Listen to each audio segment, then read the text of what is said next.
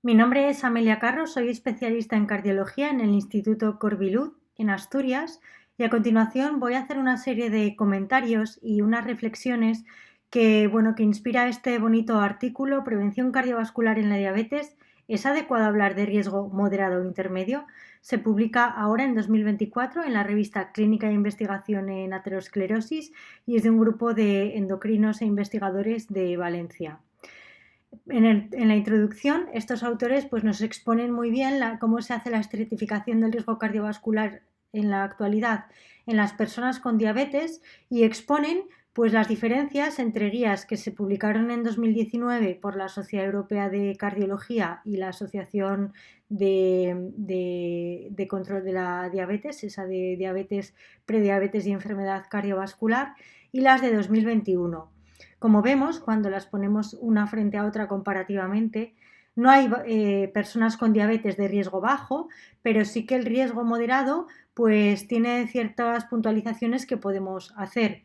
En primer lugar, las de 2019 distinguen entre diabético 1 y diabético 2, mientras que las de 2021 consideran simplemente la diabetes como ese factor ponderal que incrementa el riesgo, y el riesgo moderado sería aquel que tiene menos de 40 años, con una evolución de la diabetes de menos de 10 años, tiene un buen control glucémico y no tiene ni otros factores de riesgo cardiovascular ni lesión de órgano o diana. Enfatizar esto de los 10 años, ¿no?, que marcan ambas guías, las de 2019 y 2021, porque una persona con diabetes de menos de 10 años de evolución o más de 10 años de evolución es algo difícil de definir. Una cosa es la evolución y otra cosa es el diagnóstico. El momento en el que le diagnosticamos no siempre equivale a la evolución de la diabetes. Deberían de pasar 10 años para que una persona que contactamos por primera vez o que nos contacta y tenemos un diagnóstico de diabetes la consideremos de riesgo más que moderado. Es decir, el riesgo es moderado durante esos 10 años y a los 10 ya podemos incluirlo en alto. Y luego simplemente puntualizar que este aspecto de los 10 años en el artículo tiene una errata en la tabla número 1. ¿Vale? En la parte de las guías de 2019 considera riesgo moderado y en vez de menos pone más de 10 años de evolución. Esto simplemente como puntualización. Y por continuar, ver que ambas guías consideran, además del tiempo, la presencia de factores de riesgo cardiovascular como un adicional de riesgo para incluirlo en el riesgo alto. La lesión de órgano diana sí que diferencia el alto del muy alto, porque en las de 2019 la presencia de lesión lo incluía en muy alto y en 2021 vemos que no es así. Y la de 2021 especifica más cómo hacer el diagnóstico de enfermedad renal, poniendo tanto el filtrado como incluyendo la micro y la macroalbuminuria. Y me gusta que ambas pongan la enfermedad cardiovascular clínica e imagen, equiparen la imagen a la clínica como parámetro para definir el impacto en los diferentes órganos de las consecuencias vasculares de la diabetes. Así que, como resumen, lo que tendríamos en estas guías sería una comparativa quizá tipo 1, tipo 2, pero que lo que nos está hablando es un tiempo de evolución, y aquí cabe pensar en evolución es igual a tiempo de diagnóstico. Los factores de riesgo cardiovascular, ¿qué son factores de riesgo mayores o clásicos? No vamos a considerar otros factores porque existen muchos factores a tener en cuenta, y los clásicos, tensión, tabaquismo, lípidos, esos ya nos quedan un poco cortos para considerar el riesgo real de la persona que estamos tratando. Lesión de órgano diana, sabemos que muchos órganos se dañan, no podremos saber si hay lesión o no hasta que la diagnostiquemos, es decir, por ejemplo en el riñón, ¿podemos decir que una persona es de riesgo alto si no le hacemos la microalbuminuria, por ejemplo?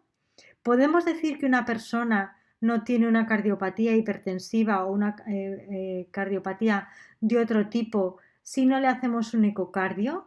Entonces, quizá tengamos que plantearnos qué pruebas estamos haciendo y cómo estamos haciendo el cribado de lesión de órgano diana en las personas con diabetes.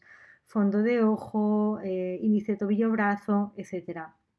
Y por supuesto, la clínica y la imagen son dos caras de la misma moneda.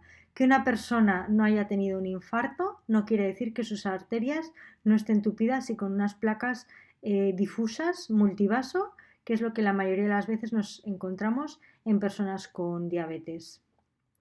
Dicho esto, pasamos a considerar, o pasa el artículo, a considerar una serie de factores agravantes del riesgo de enfermedad cardiovascular aterosclerótica.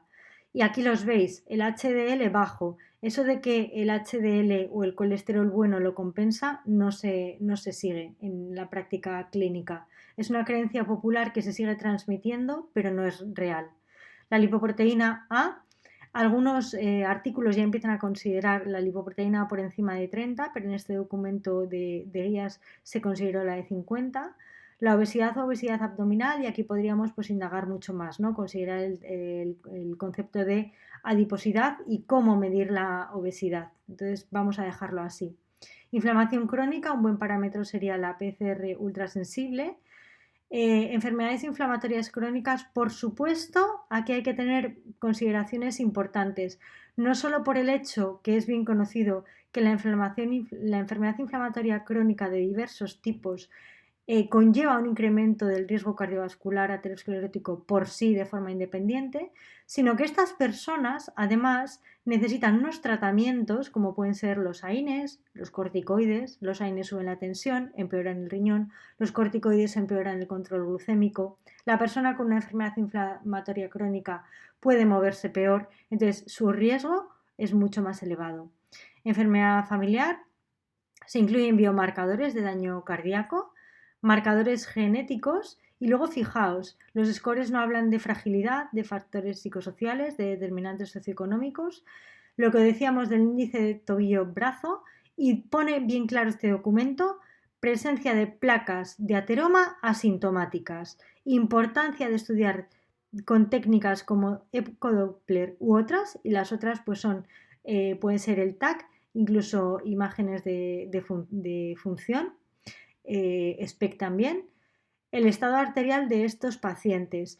Y además de estudiar cómo está el estado arterial, con estas técnicas hemos visto la eficacia de los tratamientos para poder hacer regresar esas placas. O sea que me parece pues un argumento muy oportuno en este artículo. ¿Por qué importa tanto hacer una buena estratificación de los pacientes? Porque de esto depende el tratamiento. El tratamiento de la diabetes siempre es multifactorial, es decir, tenemos que tratar la diabetes en sí y tendremos unos objetivos glucémicos o de hemoglobina glicosilada que son pues un umbral que tiene una cifra base de hemoglobina glicosilada y que luego podemos adaptar a la situación de fragilidad o pronóstico del paciente. La tensión lo mismo, pero tenemos un objetivo tensional, un objetivo de abandono de tabaco, un objetivo de cantidad de actividad física y luego tenemos los objetivos lipídicos, que estos no son un parámetro estanco, y eso del colesterol de 200 hay que desterrarlo. Son nivel de riesgo dependientes y además son nivel de colesterol también incrementa el riesgo de una forma muy evidente.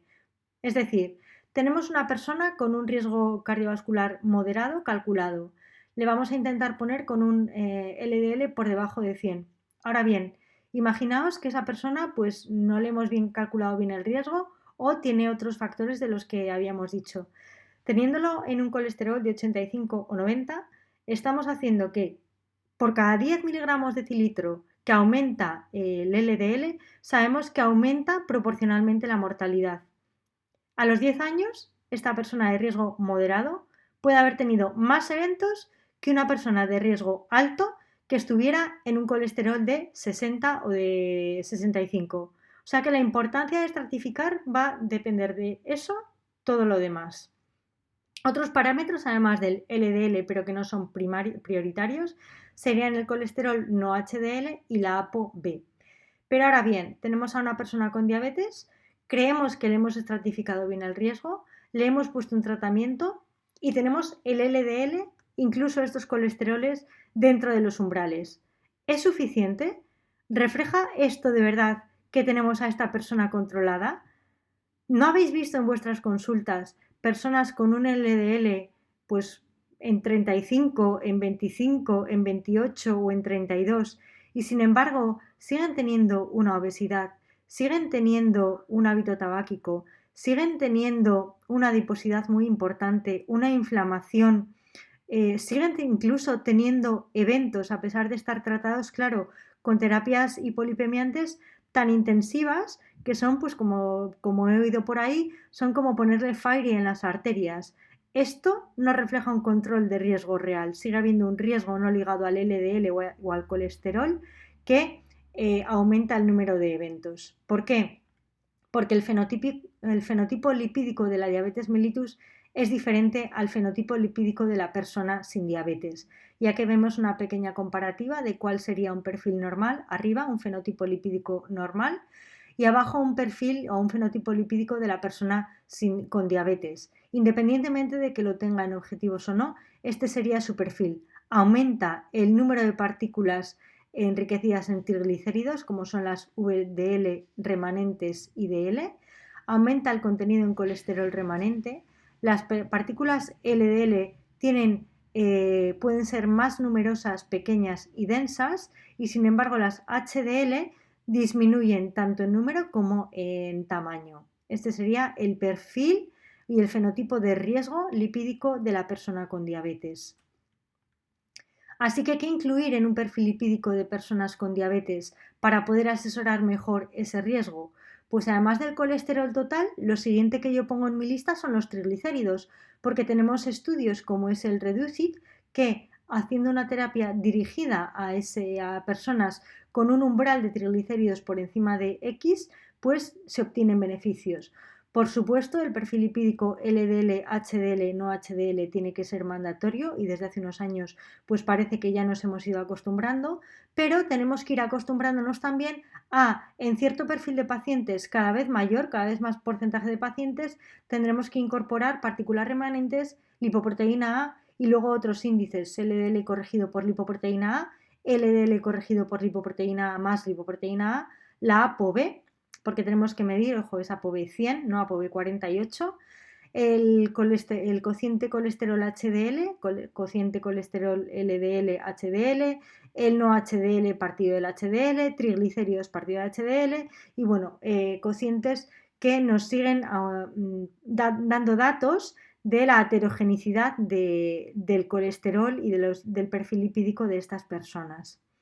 Reflexiones que se pueden sacar de este bonito estudio, que yo creo que no impone, pero propone. Pues decir que la diabetes es más que una cifra de glucemia y que desde luego tener el azúcar alto o en el límite no son un diagnóstico y forman parte de la historia natural de la diabetes. Esto sería lo primero, no podemos estratificar a las personas a las que no hemos diagnosticado y hay muchas personas con problemas de la homeostasis de la glucosa que siguen sin diagnosticar. Una vez diagnosticada, toda persona con diabetes tiene un riesgo cardiovascular mayor que moderado hasta que se demuestre lo contrario. Y se demuestra lo contrario haciendo un buen cribado de los factores de riesgo asociados, sean clásicos o no. Es decir, imaginaos una mujer con preeclampsia durante el embarazo, luego sigue teniendo mayor riesgo. Hay que seguirle la tensión. Una mujer que a los 40 años se queda embarazada y desarrolla una diabetes gestacional. No es un factor de riesgo clásico, pero es un factor de riesgo muy importante y que asocia un daño pues muy severo a nivel de su diabetes, porque en este sentido la placenta ¿es un órgano o no es un órgano? Pues ha tenido lesión de órgano diana esta mujer. O un ovario poliquístico. ¿No es lesión de órgano diana o un ovario poliquístico? Es necesario cribado y abordaje de enfermedades asociadas, desde el sobrepeso y obesidad hasta la enfermedad de hígado graso no alcohólico, que me ha llamado la atención que en este artículo no se mencione. Yo creo que cada vez tenemos más evidencia de la asociación del hígado graso no alcohólico con todo este espectro de fenotipo en la persona con diabetes. Hay muchas sinergias entre lesión de órgano diana y enfermedad vascular asintomática. Cuando estamos mirando el riñón y vemos un filtrado bajo o normal con microalbuminuria o con albuminuria, a veces no es posible decir si procede de la diabetes, si procede de la aterosclerosis o si es una enfermedad renal mixta, nefroangiosclerótica y diabética. Por tanto, el abordaje tiene que ser multifactorial, tratando no solo todos los factores de riesgo que hemos diagnosticado, sino que además debe ser en el perfil lipídico más allá del perfil lipídico, aterosclerosis, inflamación, que siempre tenemos que asesorar, y que el tratamiento será intensivo y precoz, porque sabemos que el tiempo es un factor clave. El riesgo asociado al perfil lipídico, tenemos un objetivo primario que es el LDL y armas, que ya no hay excusa para no llegar al objetivo y llegar pronto. Combinaciones de estatinas, de ezetimibe, inhibidores de PCSK9, inclisiran, ácido bempedoico, todas ellas disponibles y financiadas en el momento actual. Y el riesgo no asociado al LDL, hay que medir parámetros adicionales que nos marquen un riesgo que no está ligado al LDL, como pueden ser triglicéridos, ApoB, PCR, y hacer un tratamiento dirigido. Y ya tenemos uno de ellos que es el icosapento de etilo. Así que muchísimas gracias y pues encantada si queréis aumentar el número de proposiciones para hacer más reflexiones y seguir avanzando en este campo.